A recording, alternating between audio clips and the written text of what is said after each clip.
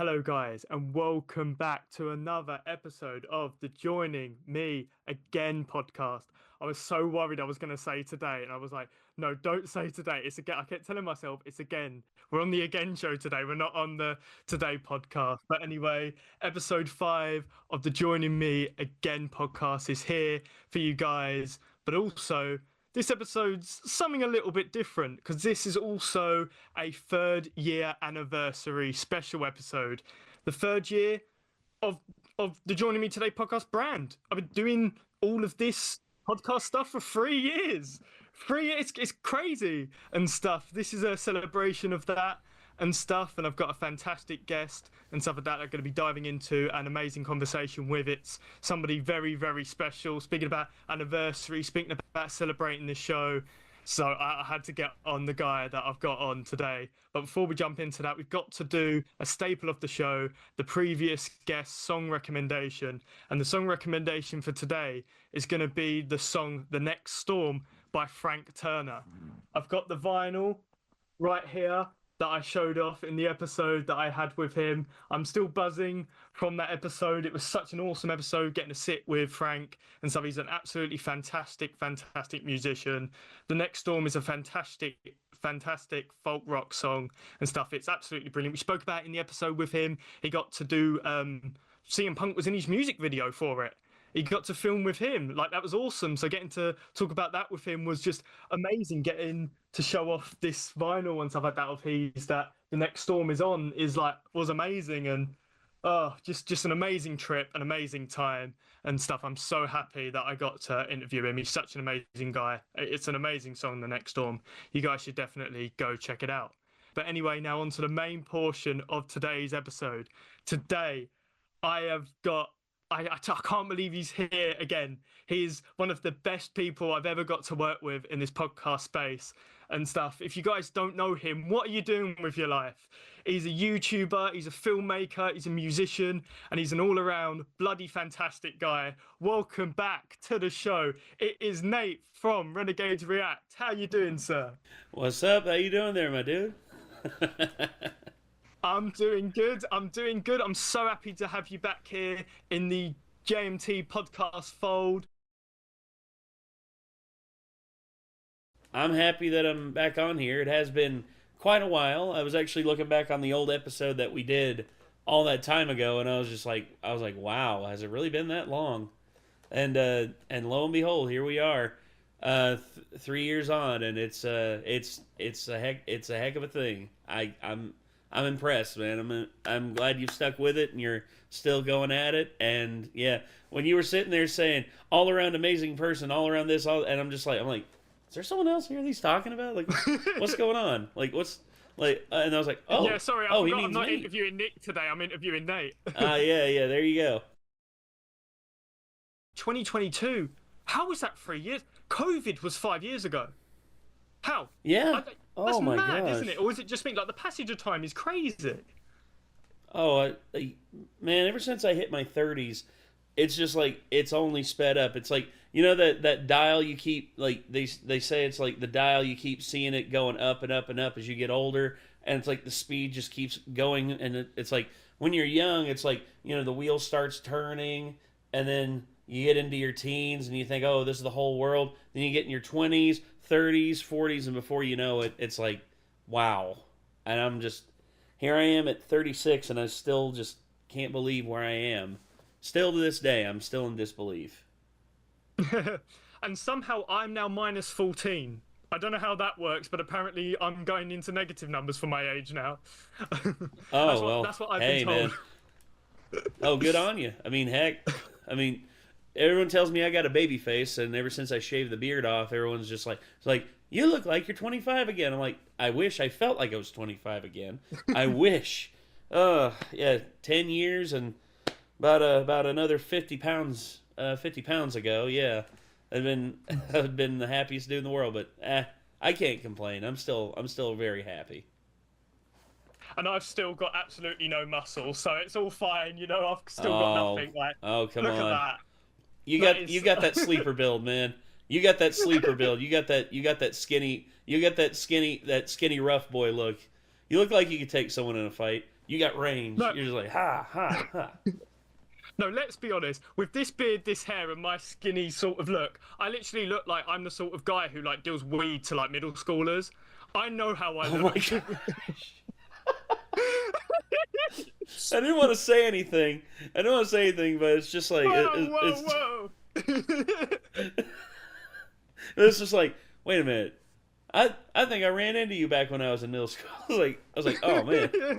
The only thing you're missing is the hoodie. The only things you're missing is the hoodie and you know like the just like the demeanor, like just like looking around, like always looking over your shoulder, be like, you a cop? No, we're good. See a cop? No, we're good. And then, but yeah, but you look good with the beard, man. You look, but yeah, you got it going on. You got a good beard going. I'm trying to get mine back. Got my goatee going, which I'm happy about that. But I've been wanting to grow the beard back now for a while. Well, I've been wanting to follow in the footsteps of yourself and our mutual sort of friend Rick and stuff like that. We spoke a bit about beards, me and some Pappy Rick and stuff. So like, he was actually telling me some story. Actually, apparently back in like Viking times, why they had so many beards was that it was a defensive thing or something. Like apparently it was like a shield. It would like soften the blow. I don't know if that's I still haven't looked into that since we spoke about it. I've heard about and again like Viking, like they say that, you know, because whenever you take a hit to the face, which I've taken plenty in my life, it is a thing that, you know, when you have something to like cushion the blow, it does help. And Vikings definitely, they had that. They had like the long hair that had the fairy twists in it and everything. And basically, they would use like anything to their advantage to like win in battle. I mean, that's why they're one of the most dominant societies ever in history. And they took over Britain, so I guess that makes it That cool they did. for me, British way. But they also invaded us. I don't know where I was going with that, really.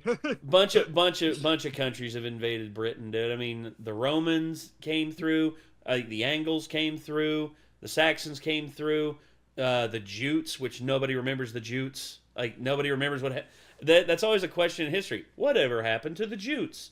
Nobody knows. Much like Roanoke Island out here, it's like nobody knows what the heck happened.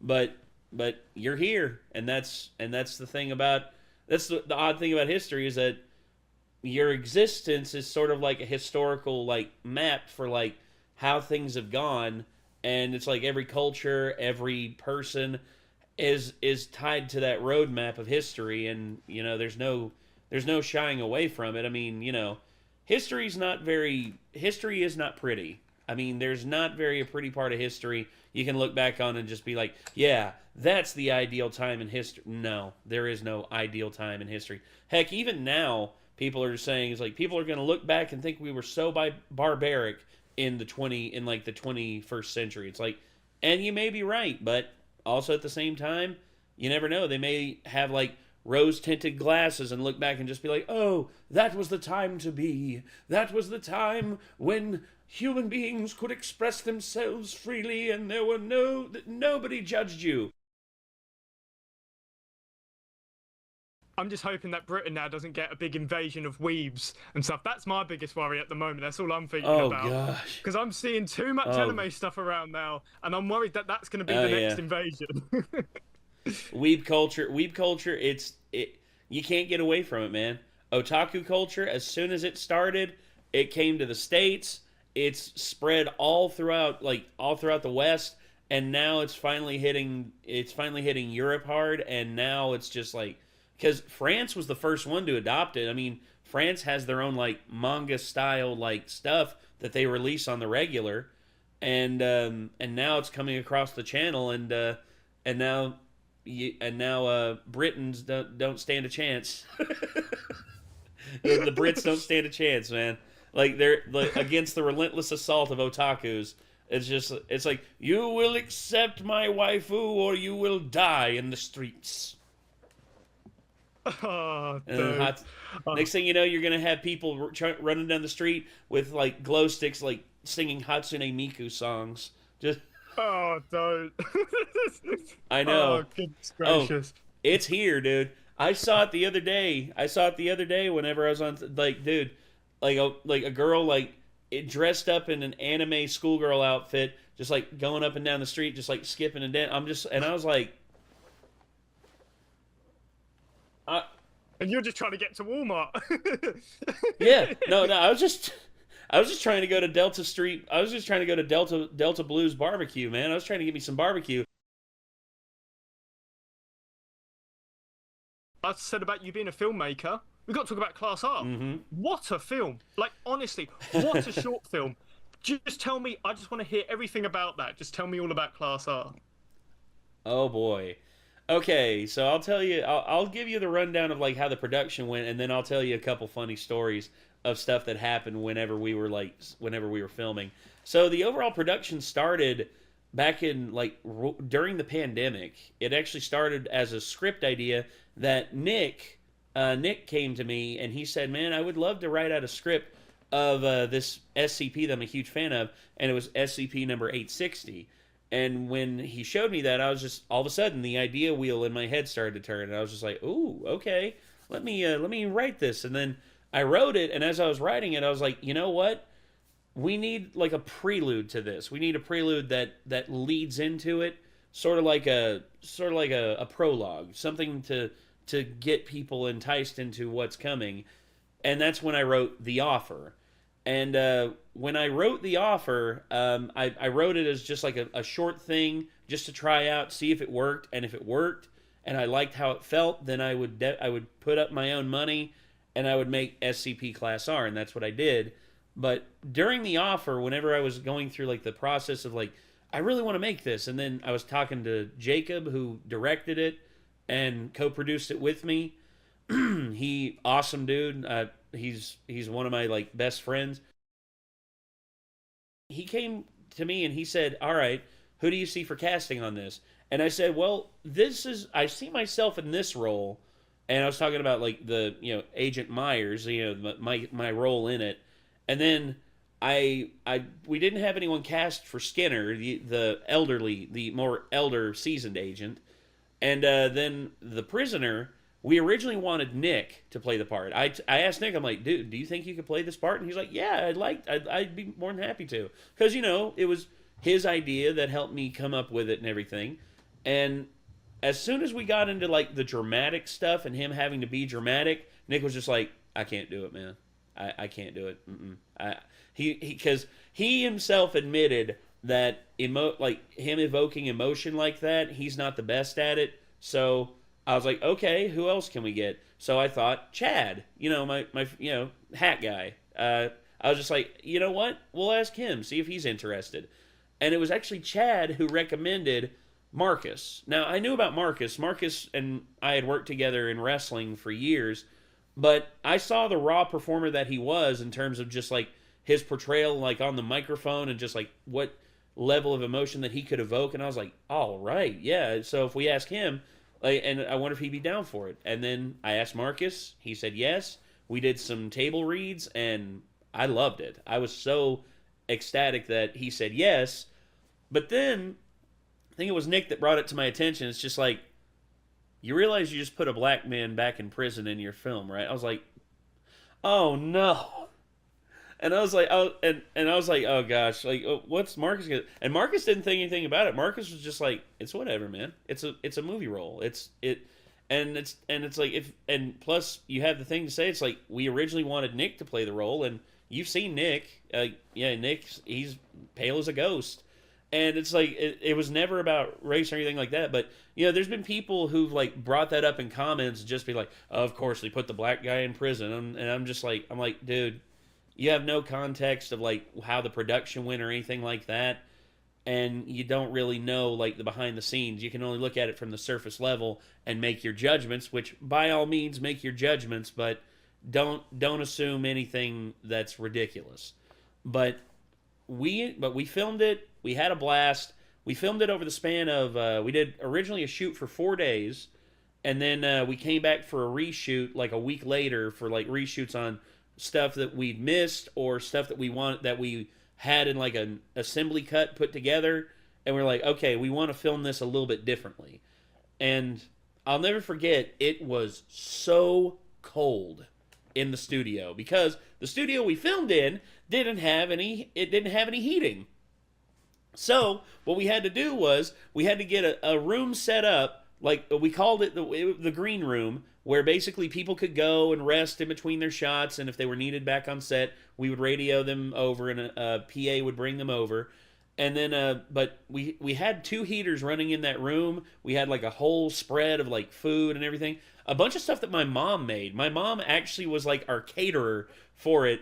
And people were, my mom made her chocolate eclair cake, and people were just like, you need to give me that recipe, man. Like, Marcus was just like, what's that recipe to that chocolate eclair cake, man? I need to know. I need to know. And I'm like, I'll give it to you, man. And I had Mom text it to me, and I gave it to him. And apparently he's made it a couple times, and he really likes it.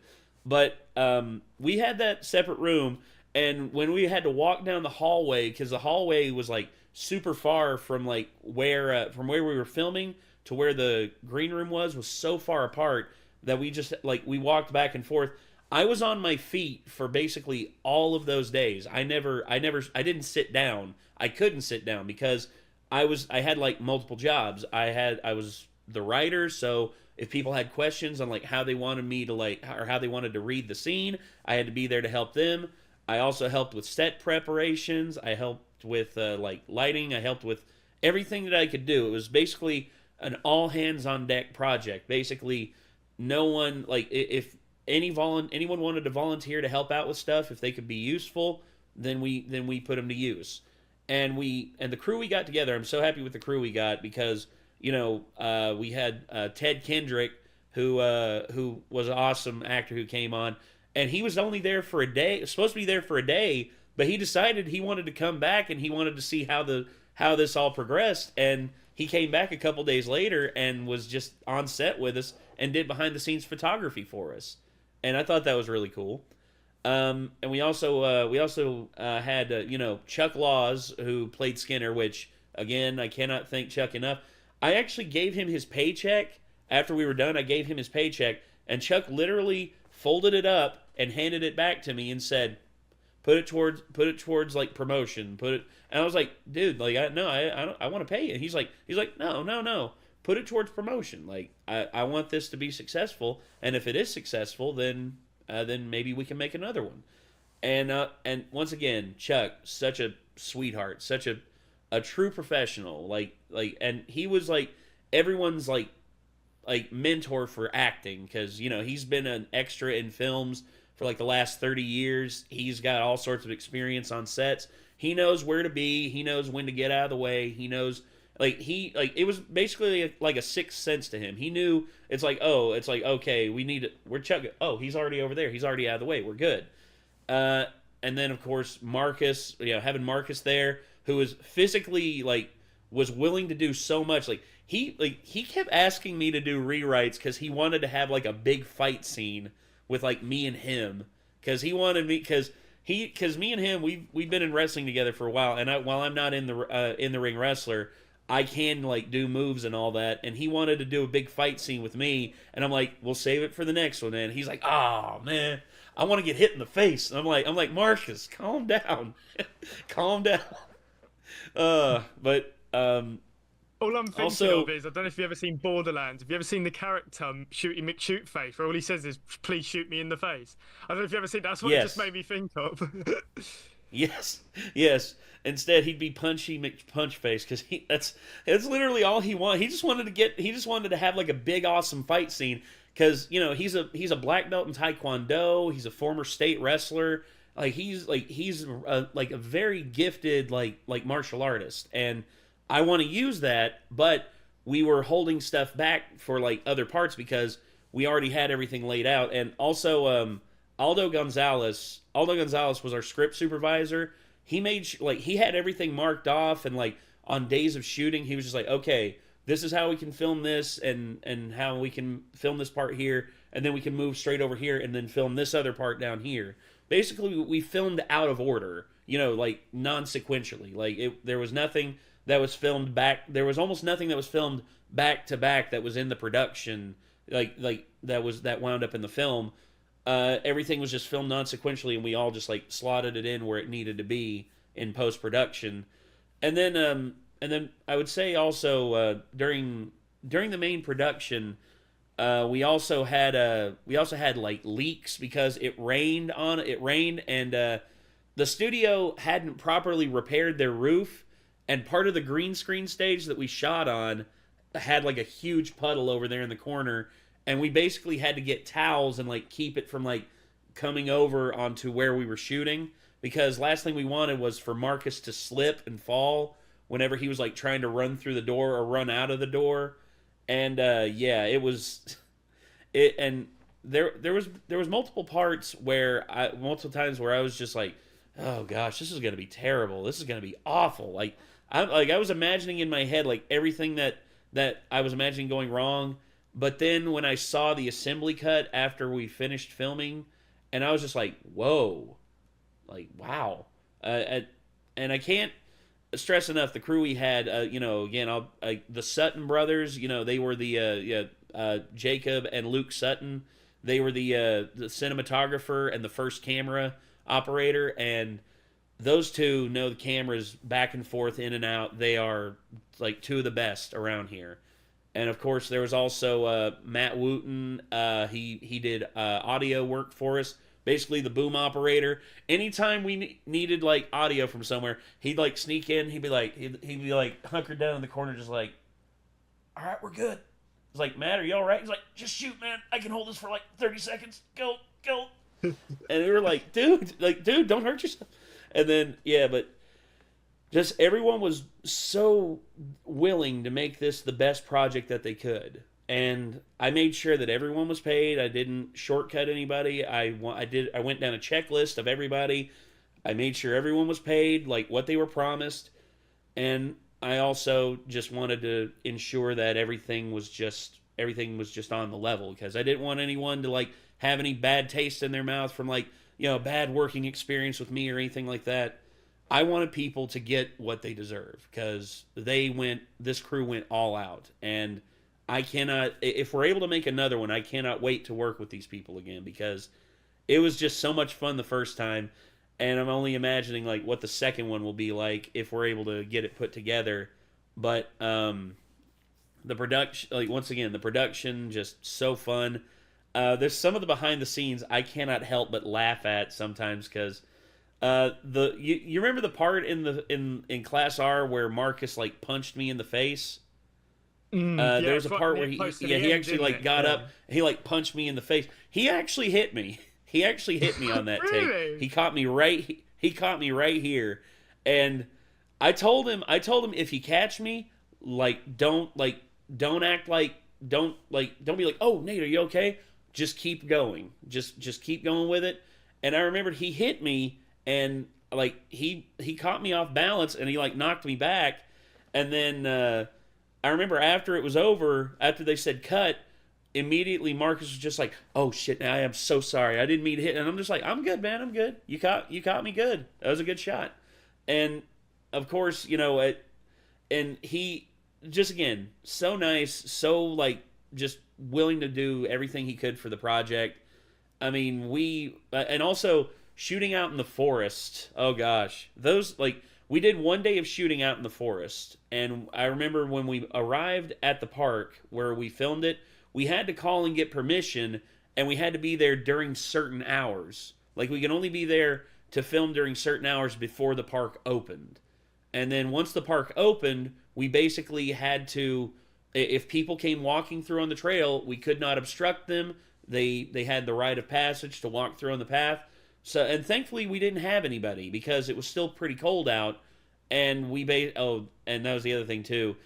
We kept like these super thick jackets for everybody. Everybody had like a super thick jacket, and Marcus didn't want to leave his jacket because he had like that thin jumpsuit out there in the middle of the woods. And whenever he had to take the jacket off, he's just like, 5 more minutes, man. Just give me 5 more minutes. 5 more minutes in this in the warmth. And he was like, so once again, just is so funny, but at the same time, it didn't detract from the filmmaking. And Marcus again, just being out there and just, we made him run through the forest so many times, back and forth and back and forth. And we were just like, he's gonna hate us by the end of this. And by the end of the day when we wrapped, he was just like, all right, man. Hey, you sure you don't need me to do any more? I was like, because I'm good. I'm good if you need me to run more. I'm like, dude, you tired me out with the amount of times we made you run full tilt sprint, like straight. Like, I don't want to, like, I ain't wanting to do no more out here. And he's just like, all right, we're good then. And I just remembered the post-production took so long on it because I kept once we finished with main production, we went into post-production. And I worked with several different production houses. One was Ayal BE. They were out of Israel, and they basically showed me what they could do in terms of composition. I'm like, okay, then let's run with this. And they did the smoke and the like effects on the forest, making it look blue and everything. And Luna Digital, they did the Luna Digital. They did the creature that was in the woods, and the transformation part. That I was so happy with how they showed me what it looked like without the smoke, or without the fog, and then they added the fog, and it just made everything flow and come together so good. And then we also had another company come in and do the wall with the door that Marcus was running towards, because it was an open field that he was in. And we had him put up a wall and like have him run towards it, and that looked really good. And then there was Bridgeforth Design Studios. They did the 3D composition of the wall where Marcus first comes in and he looks up, and when he looks up, you see like how high the wall is and like how like the fog and everything, and it looked so good. Once again, just I can't thank Brian enough for doing that work. And then, of course, I can't forget about Gloom Studios, who did the music for us. The music, I want to get him to like send me the files and like make a soundtrack, make like an official soundtrack for it, because I love the music that he came up with. And when we told him what we wanted, he was just like he was smiling, and he was just like, all right, this is way different than what I'm used to, because he was used to composing these horror movie soundtracks of like it was always like backwoods redneck serial killers and all that, sort of like a Discount Leatherface or Jason Voorhees. And he was so used to that. But then when we told him like, oh no, there's like a sci-fi element to this, there's dark brooding undertone, he was just like, oh, you mean I don't have to do like the ba-da-ding, ding, ding, ding, ding, ding, ding. Don't got to do like the banjo stuff. We're like, no, you don't have to do that. He's like, oh, thank goodness. Oh my gosh. Like, that's such a relief. And when he gave us the soundtrack, just everything lined up so perfect. And I would say for post-production, the last thing we did, me and Jacob were like going over the final cuts, like what can go here, what can we cut here. And then right before it was right around Christmas 2023, we both looked at each other. We're just like, I think it's ready. And Jake was just like, I think it is. So let's go over final cuts. And then I realized we don't have an intro. We don't have like an opening credits. Oh, crap. So me and Jake, we sat there for like 2 weeks, like spitting ideas back and forth between each other. And like he was like, how about we do this? And I was like, that's pretty good. I like this. How about we do this? And he's like, oh, I like that too, but let's change this up. And then we cobbled together an intro within like 2 weeks, put it together. I found the music that would work really good under it. And then we put it together, put it right at the beginning of it. And then it came together. I was like, oh my gosh. Oh, I can't believe that actually worked. That's amazing. Oh my gosh. But yeah, the overall production was just one of the best times of my life. I got to be honest, after a week of it, I was tired. My legs hurt, my feet hurt, my head hurt, everything hurt. But I would do it all again, man. I would do it all over again, because that was one of the most fun times I've ever had for a project that I've ever worked on. And apparently people like it because it's approaching 250,000 views, and I'm super happy about that. When I saw it was like getting spikes again in viewership, I'm like, oh, so people still like this. It's not just gonna like be forgotten about. People are coming back to it, or people are finding it, and they're like, oh, I like this a lot. Okay, so one thing I've got to say about with this film, 100% and stuff, is one of the things like even before it came out, I was already sort of thinking about, and I just think it's so cool that like, sort of, like yeah, you know what I mean. You've got a bit of you've got a bit of fame, whatever. You know what I mean. You've got you know what I mean. You're not exactly like the common man, but you're still very much like the common man kind of thing, you know. And to see you guys making this film, I find it really inspirational because I see it as like you guys are just like regular people like me. You don't have all these industry connections and all of this stuff, but yet you came together and made this high level film production, whatever, and stuff like that. Is that something you vibe with? Is that something that's important to you to be like, sort of, we're not going to be held down just because, like I said, we're not this and that, we haven't got all these connections, whatever. But no, like we might be these small town creatives, but we're here, we're doing it, kind of thing. Well, again, it just looking back at just where we started with it was I was just thinking, can I do this by myself? Am I going to be able to afford this by myself? And lo and behold, by some miracle, yeah, I was able to eke out just enough to pay everybody and keep myself above water. But for doing it for what we did, I can safely say just the fact that we did it so bare bones, that's a sense of pride that I'll take. And even if we do like a crowdfunding thing for the next one, and we are able to meet that crowdfunding, then then I'll still have the pride in that what we have done and what we accomplished without just running off to like try and borrow money from people whom we don't know, and like you said, industry connections and all that.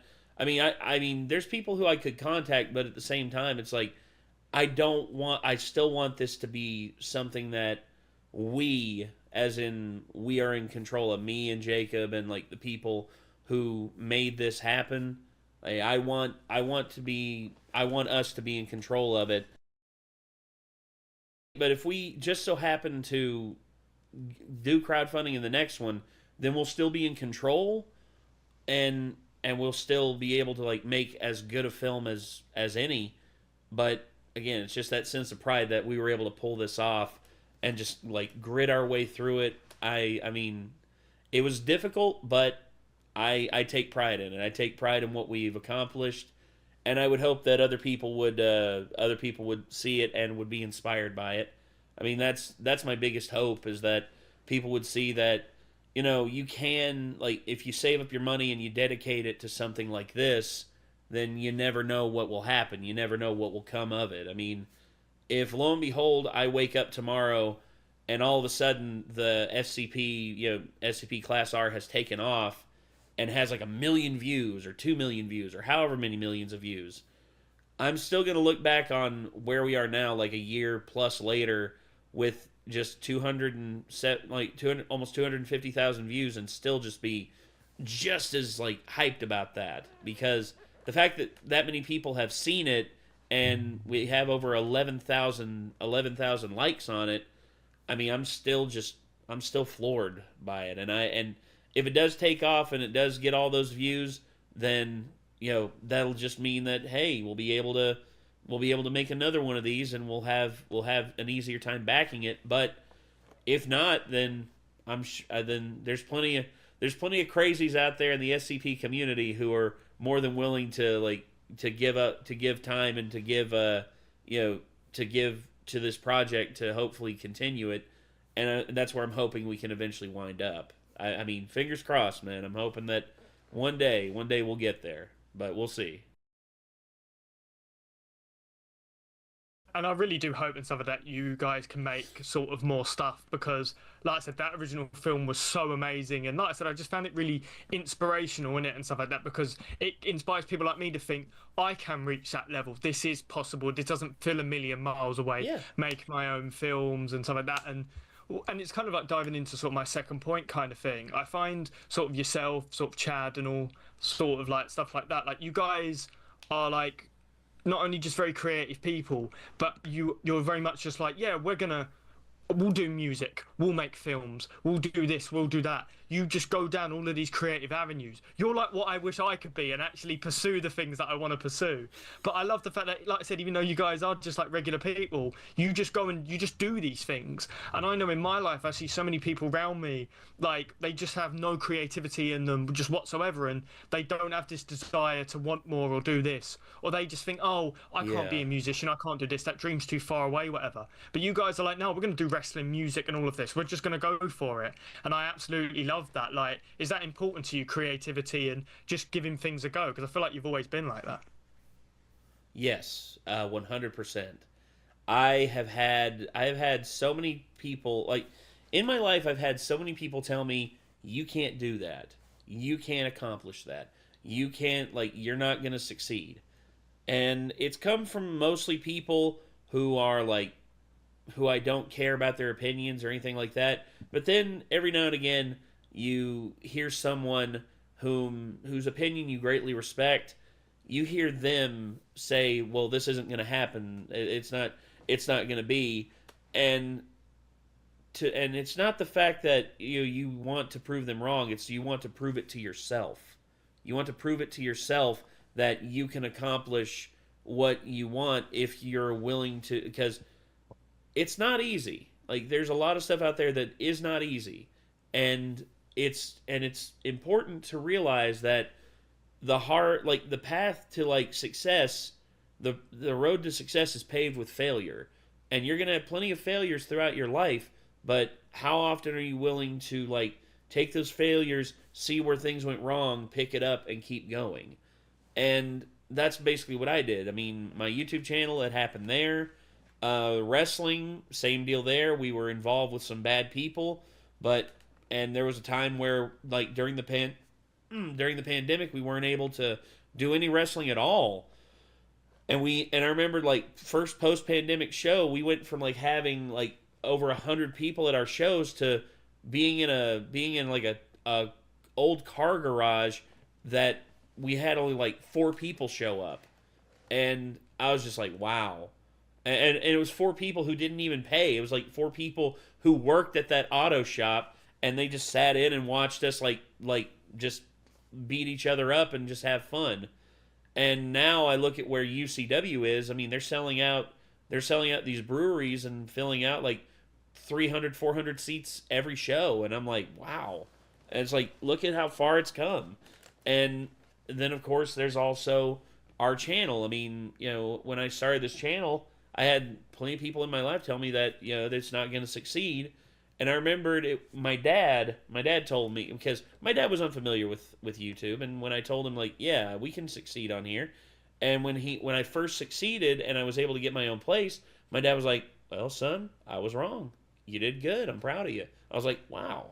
Like, that's sense of pride to, like, actually, like, have my dad, like, see that what I wanted to do actually did have some merit behind it. And then of course there was also music. I've been out of music for the better part of I was out of music for the better part of a decade. After Chad and I were in multiple bands together, and then he went off to the Navy, I basically was just like, okay, I guess music's done for me. And then here over the last few years, Jacob, my filmmaking partner, we basically both came together and said, let's make a band, let's have some fun. And that's when we started Killbait Overdose, and that's why we're having a lot of success there as well. I mean, and we're just getting started too, and it's people, like, the first step is always the hardest. People people are so, they see the road ahead and they get discouraged. They get discouraged, but when they see the road ahead, and it's just like, oh, well, it takes so much work, especially when you don't know anybody. You're from the middle of nowhere. I mean, heck, we're literally in the middle of nowhere. We're in the middle of the mountains, and nobody cares about this place. Like, as far as most of the world's concerned, we're a bunch of barefoot hillbillies that just don't contribute anything to life. except for moonshining and stock car racing. It's like, oh Lord, and it's just like it's like there's way more here than what people are wanting to admit. And if we make a loud enough noise that people hear us from outside of here, they're going to realize, oh, there's actually something here. And that's what I'm hoping. I'm hoping that people realize that there's more here than just farmland and tobacco fields. It's like I'm here, and I've been here the whole time, and I don't ever plan going anywhere. I want to continue to build what I have where I'm at, and I don't want to be like all these other YouTubers who like move to California or move to New York or move to Florida and all this. I want to be where I'm at, and I want to build where I'm at up. And if that means I'm not going to make as much money as like say all these other people out there, so be it. That's fine. That is perfectly fine. I mean, I don't know what else. I doing this is all I've ever wanted to do.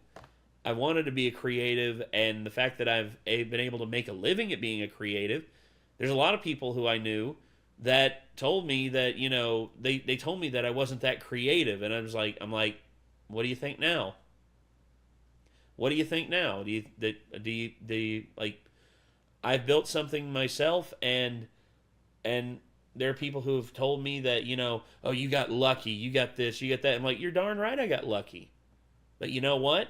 I at least took the opportunity, and at least I was there when luck came my way. And like how many people I know, there's a lot of people I know who gave up so quickly because either they were too involved with drugs, or they were too involved with like skipping out on classes in college, whether they just wanted to have everyone else do the work for them and not do any work themselves. It's just like, you gotta be willing to like get your hands dirty with this stuff and like work from the ground up, because that's the only way you're ever gonna learn. I mean, heck, here I am at 36, and I'm still learning things. I'm still learning about the algorithm. I'm still learning new editing tricks. As a matter of fact, Nick showed me one last night, and I was like, wow, that makes things so much easier. I can't believe that. That's awesome. And I'm just super happy that things are good, but at the same time, I'm always thinking like, how can I help others, and how can I make everything better for everybody? I mean, that's my hope anyway. The stuff you're saying and stuff like that, you know what I mean? It really connects with me and stuff like that, especially when you're saying about the kind of, like I said, that small town feel. I'm someone who can definitely kind of relate to that and stuff. And it is that thing of where it's kind of like what it's like people think and stuff like that even just giving creative avenues a go, even if you don't get successful, you're not planning on getting successful, even if you give those things a go, people still see that as a bad thing, because it's like, well, you're an adult, why are you spending time on this? You should be spending time on in making sure, securing your future and investments, whatever. And it's like, everything's so like, why aren't you making money, why aren't you doing this, doing that? And it's like, you know what I mean? It's like, you can't just live life that way. And I feel like that sort of stuff really, and other life stuff as well, obviously gets in people's ways, but I feel like that stuff really holds people back. And I think that then like people sort of seeing other people like, creatives like us, they think, well, why are you doing it? Why are you making music? Why are you doing this? Why are you doing that? Like, that's not making you money. That's not helping you living. And it's like, no, it's because we want to just do more in life. And I think some people don't, like, they don't appreciate that in it, and they just want to put others down and stuff. So I definitely appreciate that whole sentiment of yours. Before and stuff like that, we sort of start to wrap things up here. We've got to get into the staple segment of all of these Joining Me Again podcast episodes. It's the Show Us the Photos Then segment. And I've got to be honest, I'm so excited to jump into this one with Nate. This is going to be a great segment and stuff. I'm going to get Nate, I'm going to show him 3 photos, and I'm going to get Nate to explain to me the context and stuff like that behind the photos that I'm going to be showing him. No. Are you excited to jump into this? Might as well. Let's have at it. Here we are with the first photo. Tell us about what's going on here then. That is Renegades Ramble. That is the second ever episode that we ever filmed. And, oh gosh, that whole set. Yeah, this set doesn't exist anymore, and I'm sad about that because Roan, the guy all the way over here on the right, super cool dude. This is actually the same studio we filmed the SCP thing in. And he built this set for a podcast that he wanted Jacob, the guy next to me on the couch. He wanted Jacob to be the host of it, but that fell through. And then we came up there to do Renegades Ramble, and we're like, you know what? Yeah, let's see what happens. And we live streamed it. We had a blast with it. We had you can probably see behind the table. There's a monitor where we could actually see the comments. We actually had that back there for a while. Oh man! Wait, is that TV thing that's there? Is that the monitor? Yeah, it's a monitor back there behind the table that me and Just Jacob can see. Yeah. That me and him can see the monitor and we can read comments. And this was our second episode. This is back before we discovered discovered a format that we like to do, because we actually did a thing where for the first hour we would talk about topical stuff, and then for the last 30 minutes we would take in memes from the community. They would send us stuff in on YouTube and from different places on the internet, and some of it most of it we could show. And then Nick eventually stopped being on camera. He stopped being on camera for this, and instead he just wanted to be in the studio, in the booth, and run the set or run the cameras and everything. So we just let him stay back there and run the cameras. But we had guests come on with us a few times. We had mostly it was me and Roan and Jacob.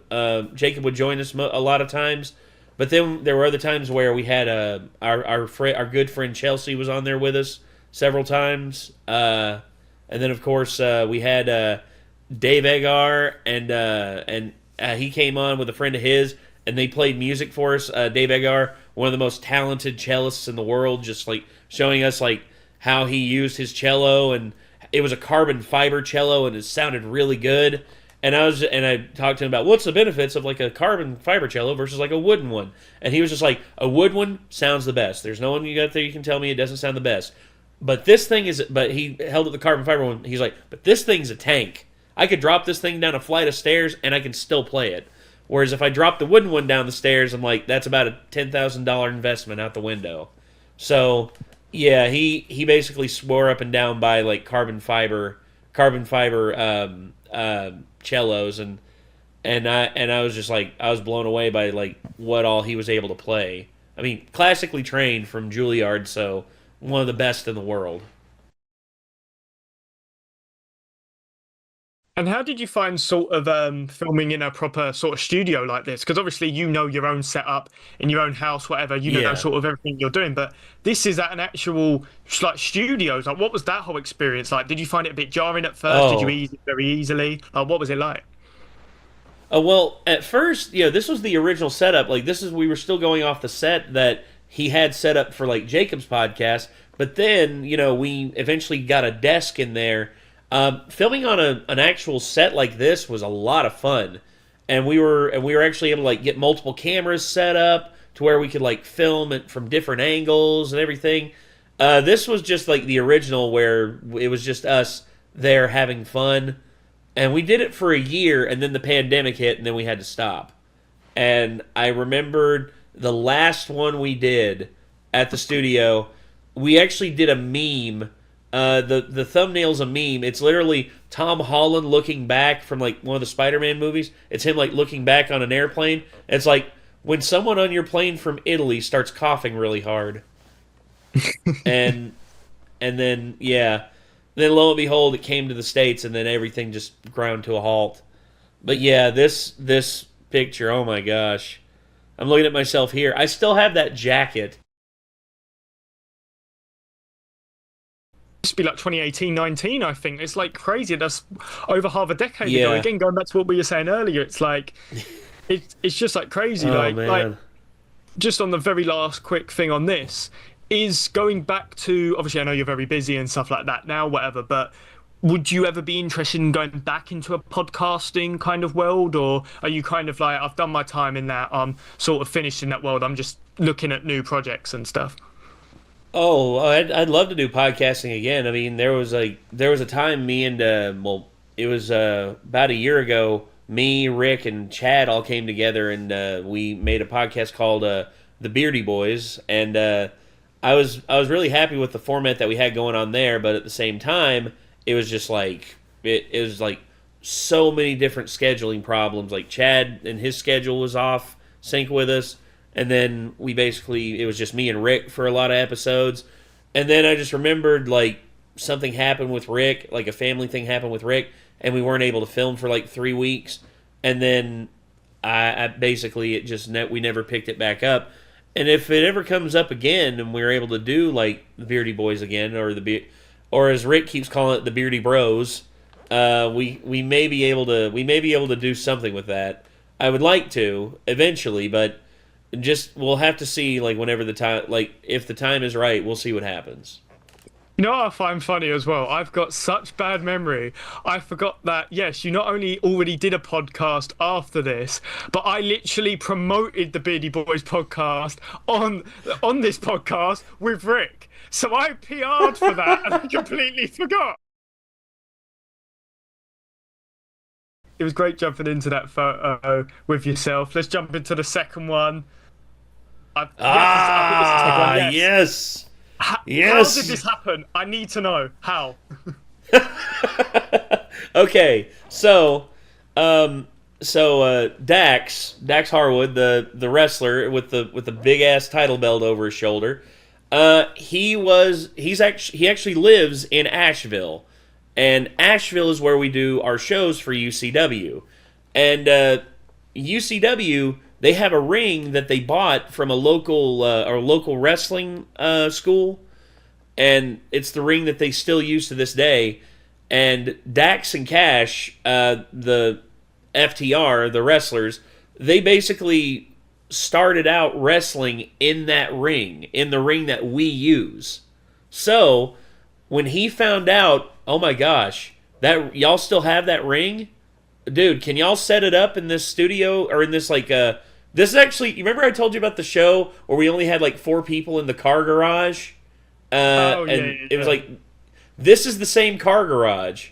We went there. It's called Cars and Bars. Had a bit of the car garage vibe, yeah, because of the background. Yeah. We set it back up in there, and we basically helped set it up. We came there, and Dax came there one day, and then Cash was able to come the next day. And I showed up for both days, and I was able to be in there for, like, Dax Harwood and, like, just meet him. And, like, officials from AEW were there, and they had us sit down in the ring with, like, all the lighting and everything, and we were just like, oh, my gosh, okay. And just to see them set all that up, I was just standing there, I was just like, wow, this is going to be awesome to watch. And they were like, no, y'all gotta leave. Y'all, because the less background noise, the better. And we were just like, okay. So we all went out. But after he was done with his interview, he hung around with us for like another 15, 20 minutes and just talked shop with us about this ring and like how he started, and also gave us a little insider information on when he may in fact be retiring, which once again, this was also just after they had their like barn burner matches with the Briscoe brothers. This was right before Jay Briscoe actually passed away. This is right before he died. And I remember like Dax was just like, he said, oh man, like he's like, if me and Cash would have planned for it, we'd have probably retired right there. Like in the ring with the Briscoes, just after like 3 of the greatest matches of all time. And I'm like, yeah, dude, like that'd been awesome. And then Dax was just like, but I don't think AEW would be happy with that because we're still under contract with them for like another 3 years. I'm like, oh, okay, so no go on the retirement. And he's just like, nope, not happening. But me and Marcus, and then next to Marcus in the bandana, that's Kay Holiday, who's another tremendous wrestler. He wrestles at UCW as well, and I was there too. And I just remember just standing next to Dax and just like talking to him. And then Kay's girlfriend Angela came up and she said, "Do y'all want to take a picture?" And then Dax was like, "Oh heck yeah, y'all want, like, let's everyone get in here for a picture." And then we all got in there for the picture, and I threw up the peace sign, and I was like, I'm taller than he is. I feel kind of bad about that because this guy's like one of the biggest wrestlers in the world, and here I am, my 6'2" ass standing next to him. I was like, should I lean down? Should I like kneel down a little bit, try to make him look bigger than everybody else? But he was super cool, man. I got to meet Cash Wheeler the next day, but they basically shoot us out of there as soon as he arrived, and we were only able to talk to him for like a second. But oh man, that picture right there, one of my favorite moments of that year, man. Because getting to meet Dax was just one of the coolest things. So, like, were they filming something for? Were they filming something for AEW then, or was that for like an indie show? Or, like, Yes. So it was an AEW thing then. Yes, the AEW crew was there. They told him to bring his belt, which you can see the AEW tag team belt over his shoulder, and they basically told him like, "Look, this is the original ring that you started wrestling in. We want to like go over your history. We want to talk about stuff for like an interview segment, and then once we're done with that, we're gonna do a couple like B-roll shoots of like you standing on the edge of the ring and like getting a feel for the ropes and everything." You know, like a little stroll down memory lane and all that. And I just remembered just seeing the promo later, and I was just looking at it, I was just like, hey, I was there. I like as well and stuff like that. It wasn't that you just met him. I love that there's this whole bigger story around it and stuff like that. Because I really wanted to talk about this, and I was like, I've got to know the story. I've got to know what's happened because this doesn't just happen every day. And I could tell this obviously wasn't a meet and greet or anything. And I saw obviously the story you just told me, and I'm like, that is so awesome. Well, I did have my camera on, and I was recording the whole time, and I got his retirement talks on camera, and I was just, and I'm like, should I release this? No, I don't want him to get in trouble. I don't want to ruffle any feathers, man. Plus, Dax, he might get mad at us, and he may never work with us again. You could have been in the Wrestling Observer. Hell no, I ain't sending that to the Wrestling Observer. I ain't giving Dave Meltzer a leg up on anything like that. Come on, dog. Oh, plus I respect Dax too much, dude. I respect Dax way too much. It was great diving into that picture and stuff like that. What an awesome sort of story all around that one. And then we got to jump into the final picture of the Show Us the Photos Then segment. I got to talk about this moment. Oh, yeah. That was right here, man. That was right here. Tell us all about this. Man. Tell us all about this. Okay. So I had ordered a PlayStation 5 and an Xbox Series X. I ordered them, and I wasn't able to get any. But I had a friend that worked at Best Buy, and he would give me the inside loop. He worked the stocking. He worked back in like where they stock the floor and everything. And he saw like on the pallets, he was just like, "Oh, there's 7 of them here. Let me just get one out of here." "Hey Nate, I got a PlayStation 5 for you down here, man." I'm like, "Oh, cool. All right, T, I'll be right down." Run down there. I get the PS5. I go in there. I pay for the PS5 and I get it. And I was just like, "Okay, wait a minute." And I called up T again. I'm like, "Hey T, when are you getting Series X's in?" He's like, "Oh, we're getting some in tomorrow, man. You want me to get one of those too?" I'm like, Yeah, do it."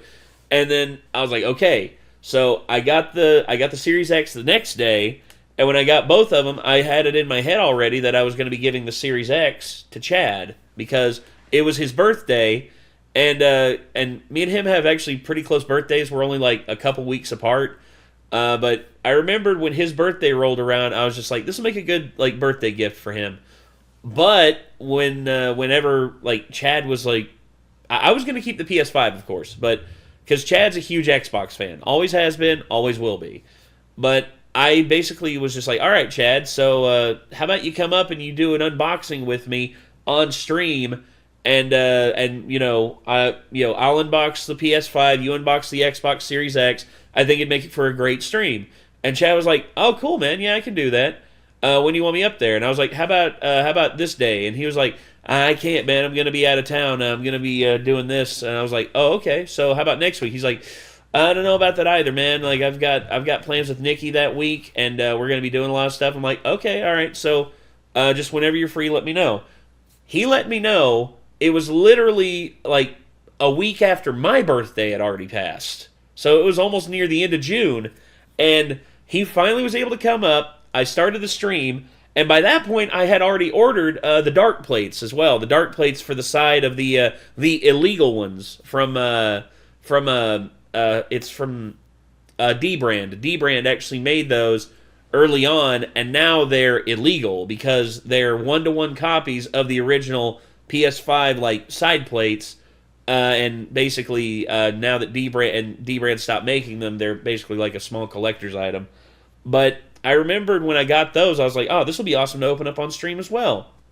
But Chad came in, and I remembered I was sitting there the whole time, and I was smiling inside as he was like opening up his Xbox and everything. Right after I'd got my PS5 out and got it all set up, and then he set up he got his Xbox Series X out, and he was like, man, it's gonna be a while before I'm able to get me one of these things. And I actually looked over at Nick, who was down there with us, and I started to smile, and I literally just tapped Chad on the shoulder. I was like, well, I'll tell you what, Chad. This one's yours. He's like, no, get out of here. I'm not gonna. And I was like, no, this one's yours. This one's yours, man. I've been planning it for a long time. And I wanted to give this to you earlier, but it took you 3 freaking weeks to get down here just so that I could give it to you. I let you unbox your own gift, and now you can take it home. And he was like, oh, dude. And then he just turned around to me and just gave me the biggest hug, and I was like, oh, man. Yeah, we basically hugged it out there, and that was a fun time. Every now and again I look back on that stream, and I'm just like, good times, man. Good times. And Chad deserves it because he's an incredible sort of guy and stuff. Obviously, he's been on my show and stuff like that, the main show, a couple times and stuff. He is a fantastic guy, so he definitely deserved that gift. Like sort of quickly and stuff like that, just to end this bit up and stuff like that. Like, why do you do these things? Because I've seen you do a lot of this stuff where you will buy presents, like these big presents for your friends, and you'll help people out with big donations and stuff like that. Like, so why do you sort of like do that? Because I can relate to that as somebody who kind of does that like themselves. Well, I like to give to people who deserve it. For Chad, I knew that Chad was dying to get his hands on an Xbox Series X, and this is when he was like between jobs, and his only income was his YouTube channel, and his YouTube channel was doing good, but his YouTube channel was mainly going to like paying their rent and everything. So I just said to myself, okay, so I'm just going to it's Chad's birthday, and I had just upgraded Nick's PC for his birthday. I literally like rebuilt his PC from the ground up and upgraded like the processor, the RAM, the graphics card. And I just wanted to I was like, what does Chad want but he can't really get his hands on? Because this is also during the shortage where like no one was getting their hands on either one of these consoles. And I was just like, okay, so might as well give it a shot. And then I remembered I remembered when I got the thing, and I was just like so happy to see like what Chad would think. And for me, it's just the joy of like my friends and like the people that I help. I'm more than happy to like help them out because people deserve it, man. People deserve that, to smile and to feel joy and to feel and to feel happy, because it seems nowadays people are just so obsessed with negativity that to bring a little joy into people's lives with just as small of a things as these really are, me helping my friends and everything, it's just the small joys of like being brought into the world. If I can help that in any way, then I feel like I've done a good job. At least that's how I try to look at it. I mean, I try not to rule over anybody, make someone feel like you wouldn't be anywhere without me. It's like Chad, like people were trying to like say, am I jealous of Chad because he's finding success on his own channel? I'm like, no, I'm ecstatic that Chad's finding his own audience, and he's got his own audience, and he's got his own people and everything. I want that for him. I want him to find that and to find like his own path, because to be honest, why would I be jealous of that? I mean, if my dude is successful, then he's successful. There's nothing wrong with someone being successful, and for me to be like, it's like, oh, he wouldn't be anywhere without me, and it's like, no, Chad would have made it with or without me. He's just that cool of a guy, and he's just that driven of a person. I knew as soon as he started his YouTube channel on his own, I'm like, yeah, this is going places. He's got something, and he's still going good. They're still going strong. We come to the end of today's episode of the Joining Me Again podcast and stuff. Before we go, I've got to say this and stuff like that, because I'll kick myself if I don't. I've just got to say a massive thank you to yourself for just everything, for appearing on my show during the early days and stuff, taking a chance on me when I was just a small creator and stuff like that. And now I'm doing all the things that I'm doing now, and I don't know where I'd be without you and Chad and stuff, and giving me all that leg up in the beginning and stuff. You're a fantastic guy. You're a shining beacon on this platform, which we desperately we need now on YouTube so much. And I appreciate you, man, for coming on the show once again. I really appreciate it. Hey, I appreciate you for having me on again, dude. I mean, it's always a pleasure being on here with you, and it's always fun talking about this stuff. And like, I'm more than happy to do this, man. And thank you, and hey, don't sell yourself short. You've achieved great success, and I look forward to seeing what else you got in store. I appreciate that, man. And if you are doing any more gifts, by the way, I really want a Ferrari for Christmas. So if you get me one, I appreciate it. You're gonna say, you want one of the ones that you actually own, or do you want it to be the one where they have to deliver it to the track for you to drive, and then they take it away whenever you're done? Whatever can make me look really cool when I next go shopping. That's all I care about. I just want to be that one guy who turns up in a sports car to like Target. That's what I want. Yeah, show up at a Target and just be like, "What's up, ladies? How you doing?" Oh, brilliant. But anyway, and stuff, this has been another fantastic episode and stuff of the Joining Me Again podcast and stuff. Episode 5, 3-year anniversary. Like, amazing. Just 3-year anniversary is amazing. 5 episodes of this show, amazing. And so many episodes of the main show, amazing. Everything's amazing in the world of the podcast at the moment. But anyway, hope you guys enjoyed this episode. See you guys next time. Peace out.